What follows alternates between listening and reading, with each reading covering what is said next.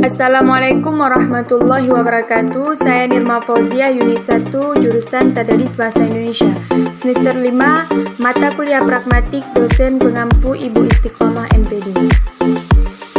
Di sini saya akan menjelaskan referensi dan inferensi, struktur percakapan dan preferensi. Yang pertama ada pengertian referensi. Referensi adalah sesuatu yang dipakai dalam pemberian informasi untuk memperkuat pernyataan dengan tegas, atau kita kenal juga dengan rujukan. Referensi memakai faktual maupun non-faktual.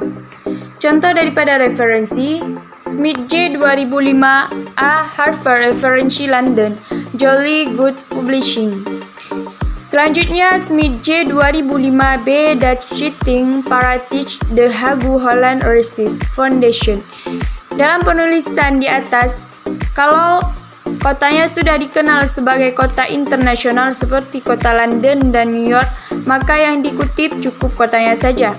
Dan bila kota yang tertulis adalah kota yang kurang terkenal secara internasional, maka provinsi atau negaranya untuk Indonesia juga harus disertakan. Selanjutnya ada pengertian inferensi.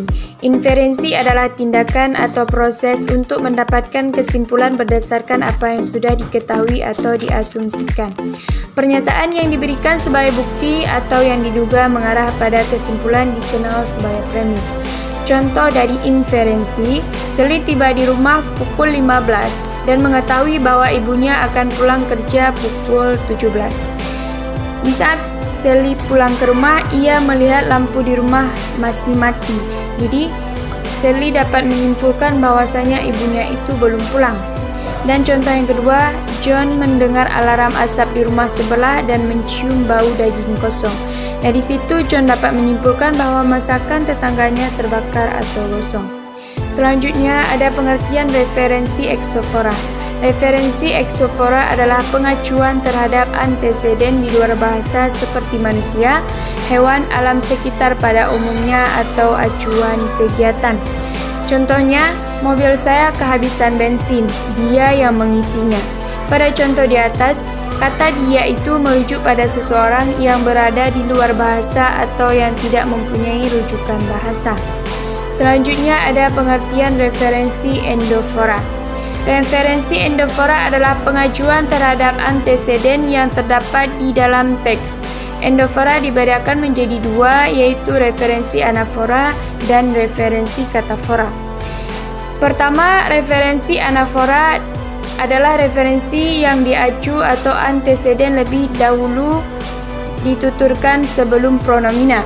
Contohnya, Noval hari ini tidak masuk sekolah, ia ikut ibunya pergi ke Surabaya. Pada contoh di atas, kata ia mengacu pada Noval yang di depannya. Berarti kata ia itu kata ganti daripada kata si Noval yang berada pada kalimat di depannya. Kedua, referensi katafora adalah referensi yang diacu atau anteseden yang dituturkan sesudah pronomina. Contohnya, seperti kulitnya, mata Zia juga khas. Jadi, pada contoh di atas, pronominal katanya pada klausa pertama pada kalimat di atas mengacu pada anteseden Zia yang terdapat pada klausa atau kalimat kedua. Berarti pronominanya yaitu kata kulitnya, nya yang terdapat pada kulitnya itu menjadi pronomina ataupun kata ganti daripada si Zia ini. Selanjutnya ada pengertian struktur percakapan dan prereferensi. Struktur percakapan adalah apa saja yang sudah kita asumsikan sebagai suatu yang sudah dikenal baik melalui diskusi sebelumnya. Pola dasar dari struktur pembicaraan yakni saya bicara, Anda bicara, saya bicara, Anda bicara.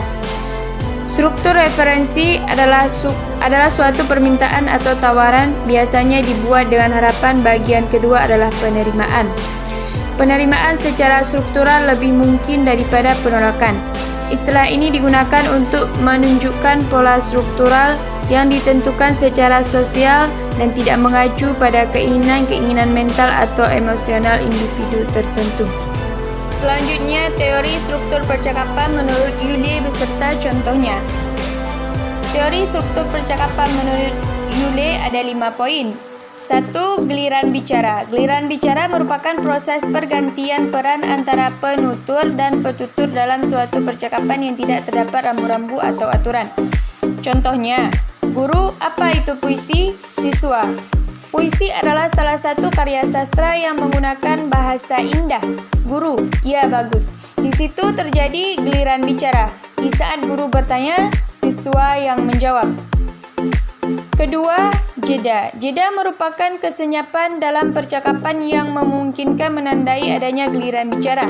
Jeda dalam percakapan memiliki 3 bentuk, yaitu jeda pendek, sedang, dan panjang.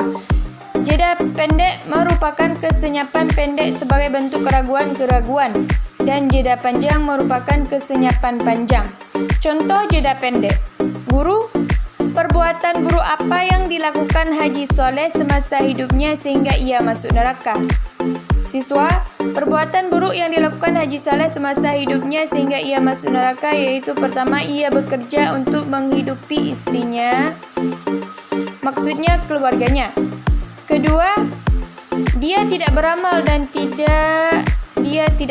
dan hanya mementingkan dirinya saja. Jadi di saat murid menjawab istrinya, di situ ada tanda strip, dan di depan tidak juga ada. Di situ ada keraguan si murid di saat ingin menjawab pertanyaan dari guru. Jadi disitulah terjadi jeda pendek. Kedua, contoh jeda panjang. Guru, ada yang mau bertanya? 15 detik kemudian. Guru, kalau ada yang mau bertanya silahkan. 10 detik berlalu. Guru, tidak ada?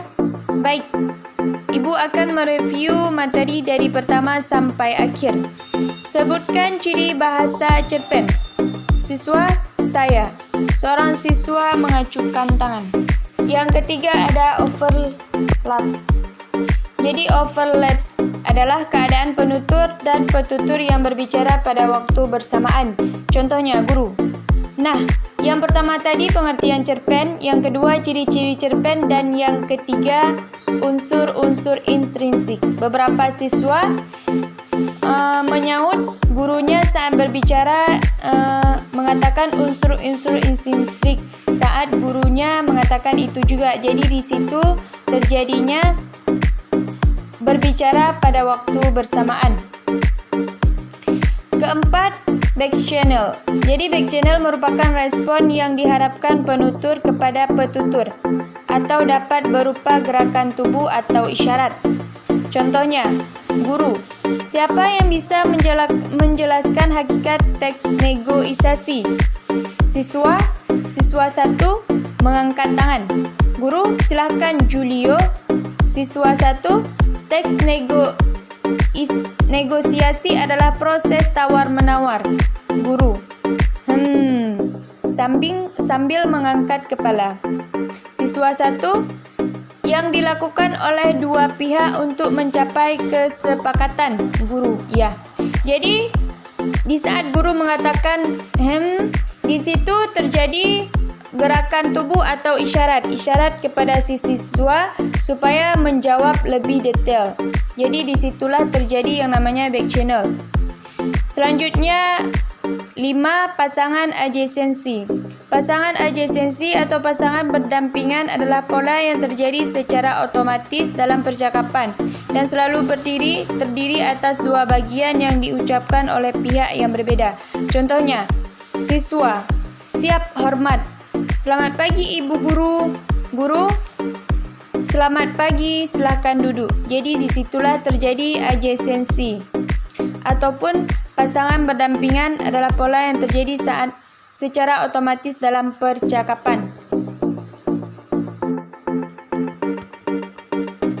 Selanjutnya, klasifikasi struktur preferensi tindak sosial disukai dan tindak sosial tidak disukai. Yang pertama, tindak sosial disukai merupakan tindak sosial selanjutnya yang diharapkan secara struktural. Kedua, tindak sosial yang tidak disukai merupakan tindak sosial selanjutnya yang secara struktural tidak diharapkan. Contoh 1. Penilaian. Via, bukankah baju ini bagus? April, ya, warnanya cerah. 2. Ajakan. Sofia, ikutlah nanti malam di acara syukuran. Vivin, oh ya, nanti saya usahakan. 3. Tawaran. Dodi, apa kamu ingin makan bakso? Yuli, ya boleh. Yang keempat, usulan. Wahyu, sebaiknya kamu membeli baju ini. Ria, baiklah. 5. Permintaan. Maria, bisakah kamu membantuku? Jawab si Linda, tentu. Selanjutnya, ini ada Bagan.